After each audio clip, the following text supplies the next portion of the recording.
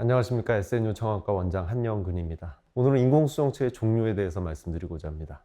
백내장 수술을 말씀드리면 환자분들 중에 백내장을 긁어만 내면 되지 않느냐 이렇게 말씀하시는 분들이 계십니다. 백내장은 긁어만 내서 되는 수술은 아니고 반드시 인공수정체가 들어가야 하는 수술입니다. 보시는 화면은 서울대학교 병원의 홈페이지 안과 사이트인데 제가 좀 읽어드리겠습니다. 수술은 초음파로 혼탁이 생긴 수정체의 내용물을 제거한 후 개개인의 시력 도수에 맞는 인공수정체를 삽입해주는 과정을 거치게 된다. 인공수정체는 영구적이며 특별한 합병증이 없는 한 제거하지 않는다. 이렇게 돼 있습니다. 우리가 이빨이 못 쓰게 되면 이빨을 빼버리고 비워두는 게 아니라 임플란트를 넣어야 되고, 무릎이 못 쓰게 되면 뼈를 제거하면 인공관절을 대신 넣어야 되고, 신장을 제거하면 인공신장을 넣어야죠. 비워둘 수는 없는 거죠.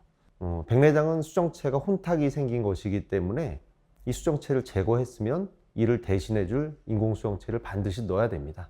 수정체가 눈 안에서 하는 역할은 우리 눈에 들어온 빛을 망막에 정확히 초점 맺게 해주는 역할을 합니다. 그리고 두꺼워졌다 얇아졌다 하면서 거리를 조절하는 그런 기능도 가지고 있습니다. 그러면 백내장 생긴 사람들이 예전에 인공수정체가 없을 때는 어떻게 했었느냐? 앞에 말씀드린 대로 백내장을 제거만 했습니다. 백내장을 제거하면 수정체 역할을 할 어떤 것이 없기 때문에 이 사진에서 보는 것처럼 아주 두꺼운 안경을 써야 했습니다. 유명한 화가죠. 클로드 모네. 수련 같은 거를 많이 그렸던 분인데 젊어서의 사진 보면 안경을 안 쓰고 있잖아요. 백내장 수술을 한 이후에는 수정체가 눈 안에 없기 때문에 굉장히 두꺼운 안경을 끼고 있는 그런 사진을 볼 수가 있습니다. 그러면 인공수정체는 언제부터 사람 눈에 넣기 시작했느냐? 70년이 넘었습니다. 1950년부터 인공수정체가 개발이 되어서 들어가 있기 때문에 지금 살아계시는 분들 중에 백내장 수술 받으셨다 그러면 100% 인공수정체가 있는 겁니다. 자, 이제 본론으로 들어가서 인공수정체가 어떤 종류가 있고 각각이 어떤 장점이 있고 나는 그럼 어떤 게 나한테 어울리느냐 하는 것에 대해서 말씀드리겠습니다. 의사들이 분류하기로는 이렇게 합니다. 구면 인공수정체, 비구면 인공수정체, 단초점이냐 다초점이냐 연속초점이냐, 다초점도 회절형이냐 굴절형이냐, 삼중초점이냐 사중초점이냐, 프리미엄 렌즈가 있고 난시 교정 렌즈가 있다. 여러 가지로 분류를 할 수가 있죠. 이런 것들을 수술 받으시는 환자분들이 다 공부를 하실 수도 없고 또 그렇게 하실 필요도 없습니다. 또한 이런 것에 대해서 다 회사 측에서 제공한 정보를 습득하신다고 해도 실제로 눈에 들어갔을 때 환자들이 느끼는 그런 양상은 전부 다릅니다. 그래서 오늘은 이런 의사들의 분류가 아닌 환자들 입장에서 어떻게 선택해야 되느냐에 대해서 말씀드리겠습니다. 제가 볼 때는 3가지 정도만 고려를 하시면 됩니다. 첫 번째는 내가 안경을 안 끼고 어느 거리까지를 볼 것인가. 두 번째는 내 눈에 난시가 있느냐 없느냐. 세 번째는 인공수정체에 따른 비용 문제입니다. 첫 번째, 어느 거리까지 볼 것이냐에 대해서는 일단 원거리, 중간거리, 근거리의 개념을 잘 알고 상담을 하셔야 되겠습니다.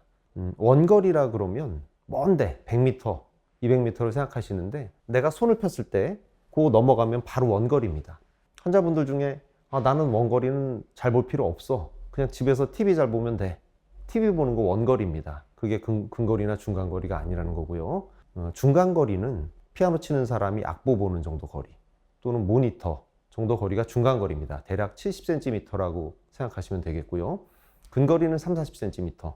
내 바로 눈앞에 책이나 핸드폰, 이 근거리라고 생각하시면 됩니다. 이런 개념을 가지시고 나는 원거리만 잘 보면 된다. 나는 책 볼 때, 모니터 볼 때, 요리할 때 돋보기 쓰고 하겠다. 그러시면 단초점 인공수정체 선택하시면 되겠습니다. 근데 그건 너무 불편하다. 어느 정도 근거리는 안경 없이도 보고 싶다. 그러면 단초점 프리미엄 인공수정체를 선택하시면 됩니다. 단초점 프리미엄이라는 것은 기본적으로는 원거리를 잘 보는 단초점 렌즈이지만 근거리를 볼 수 있는 기능을 어느 정도 가미한 그런 인공수정체입니다. 나는 책이나 핸드폰도 안경 안 끼고 다 보겠다. 그런 분들은 다초점 인공수정체를 선택하시면 됩니다. 이렇게 들으면 무조건 다초점이 좋은 것 같지만 그렇지 않습니다.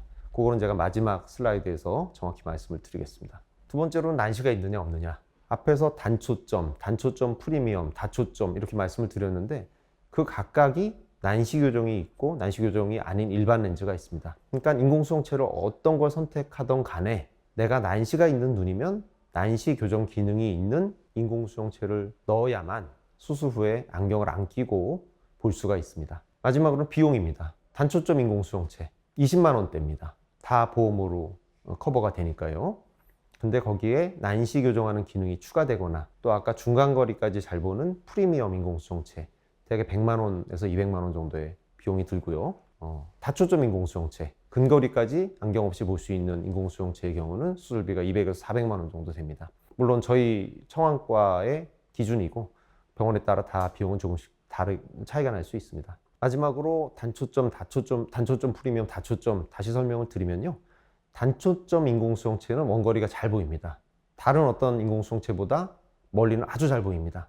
비용도 20만 원대니까 싸고, 그러나 근거리, 중간거리, 그러니까 모든 생활에 있어서 내 손 안쪽에 있는 것을 볼 때는 돋보기가 필수적이라는 것이 단점입니다. 단초점 프리미엄 렌즈는 어느 정도까지는 돋보기 없이 볼 수 있다는 좋은 점, 또 비용도 아주 비싸지 않다는 장점이 있고요. 다만 핸드폰이나 책은 돋보기가 필요합니다. 다초점, 안경에서 해방될 수 있는 제일 최신 기술, 제일 비용도 비싼 그런 인공수정체인데 단점은 야간에 빛 번짐이 있다는 거. 밤에 운전을 많이 하신다 그러면 추천드리지 않습니다. 또 적응 기간도 필요하고 조금 예민하기 때문에 연세가 많으시다, 또 눈이 많이 건조하다, 망막이나 뭐 다른 녹내장이나 눈에 다른 질환이 있다 그런 분들께는 추천드리지 않습니다. 그리고 난시가 있는 환자분이라면 위에 세 가지 중 어떤 걸 선택하시더라도 난시 교정용 인공수정체가 필요합니다. 감사합니다.